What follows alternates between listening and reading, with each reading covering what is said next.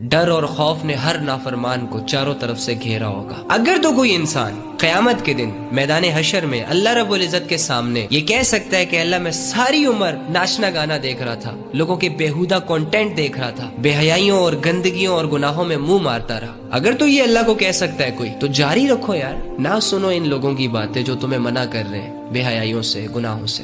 لیکن اگر اپنے اعمال اپنے اللہ کے سامنے نہیں رکھ سکتے تو پھر تمہیں یہ چاہیے کہ دنیا کی زندگی میں ان اعمال سے پیچھے ہو جاؤ۔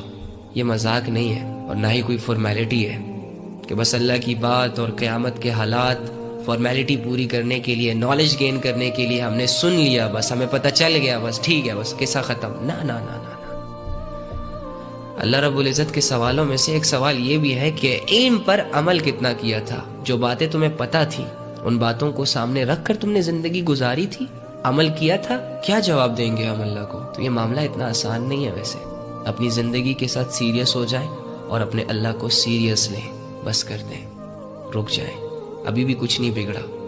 آج بھی اگر تم اللہ رب العزت کی طرف جاتے ہو اور اللہ سے کہتے ہو کہ اللہ میری بس، میری توبہ، خدا کی قسم اللہ تمہیں معاف کرے گا۔